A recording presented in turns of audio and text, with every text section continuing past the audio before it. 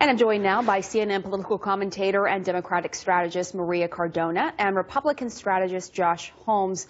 First to you, Josh. We just heard from Kellyanne Conway. Don't expect to hear more cabinet announcements today, although we're all kind of anxiously awaiting for who else is going to fill those spots. What do you make of that? Well, everybody's anxious, right? Because this is so new. The thing about kind of the hallmark of the entire Trump transition, it is brand new. There's an establishment of people, both Republican and Democrat, that have kind of made transitions all one way for the last 30 or 40 years, and they're just not playing by those same rules. And so everybody's sort of outraged at the process and the process fouls. But I think at this point, look, a little bit of patience. This is somebody who was elected last week.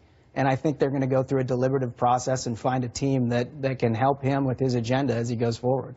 Right. I mean, you know, we're all kind of have these expectations based on the past, but nothing about Donald Trump, the way he's handled things, has been sort of conventional and typical. But before I go to you, Maria, I want to ask you about my colleague Gloria Borges reporting that some of the people who would be involved in the Republican Party establishment figures are kind of being shunned. Yeah. What do you make of that? How is that going to impact things as we move forward? Yeah, I just don't think that should be a surprise to anyone. I'm actually frankly surprised that the folks who spent all year criticizing Donald Trump now are somehow in line for these administration jobs. Look, they disagree with his agenda from the outset, and I think he should have the opportunity to pick his own team. I think everybody thinks that no matter if you're Republican or Democrat, whatever agenda that you've campaigned on, you should have people that believe in that agenda as you try to implement it next year. And I want to talk about a figure who is very controversial, who, as we know, will now be part of Trump's team in the White House, Steve Bannon. You heard Harry Reid pushing for Trump to rescind his offer. How likely is that, and what can Democrats do to sort of bridge this gap? Well, I don't think it's very likely for Donald Trump to rescind the offer. In fact, I think the more that Democrats, and especially people like Harry Reid, push on that, the less likely it is to happen, right?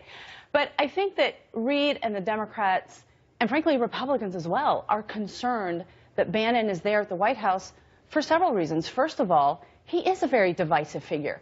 There is absolutely truth to the fact that he represents the alt-right, and what I will say to the national audience who may not know what alt-right is that that will mean that white nationalist movement, misogyny, racism, bigotry will have a place, a seat at the White House.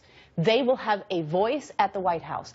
All of that kind of sentiment that is just anathema and insulting to so many communities of color and to women in this country will have the ear of the President of the United States. And that, I think, is not just hurtful to the electorate, but I think it is hurtful both in the short term and in the long term for the Republican Party. Is that a fair point, Josh? Well, I think it's easy to criticize and attack somebody who can't defend himself. At this point, he's sitting there, been appointed as a chief counselor to the president. He's not allowed to go out on TV and defend himself from those charges. I remember when this was happening to our friend and colleague Van Jones in 2009. And there was a whole bunch of Republicans that were saying extremely unfair things about him.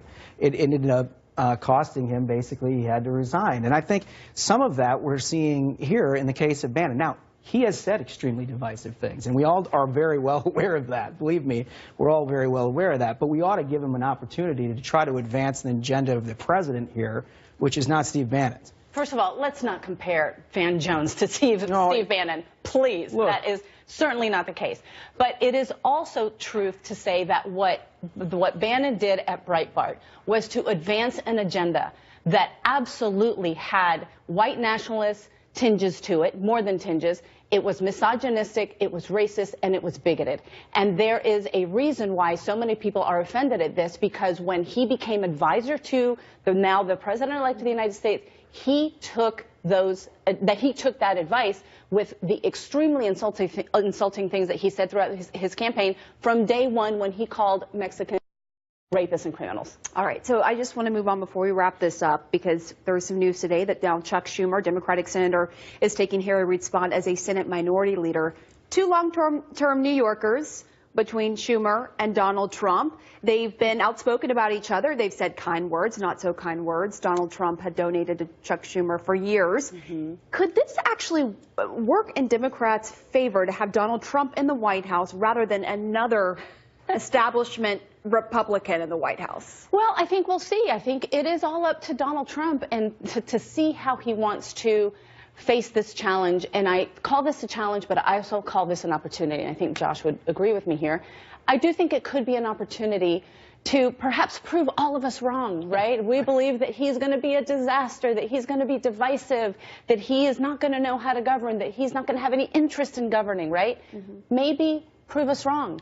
But from what we have seen thus far, both during his campaign and the appointments that he has made, we don't see that as the route that he's going to take. And what do you think, Josh? Yeah, I mean, just look at the comments on the top of your show from where we were with Harry Reid. I think we're going to see an improvement here with Chuck Schumer. I think there's a lot about Donald Trump's agenda that actually dovetails with what somebody like Senator Schumer would want to accomplish. And here, the other side of this is they have a Majority Leader Mitch McConnell who has a good working relationship with Chuck Schumer and thus far has been had a productive relationship with Donald Trump. So yeah, I think it is an opportunity. I think we might see some things here that we haven't seen in a while. And I mean, Donald Trump has made it clear all along he's a negotiator. Right. So you never know what opportunities that will bring for the Democrats as well. All right, thank you. Take advantage of that. Yes, they will. All right, Josh and Maria, thanks so much for coming on, sharing your perspectives. We appreciate it.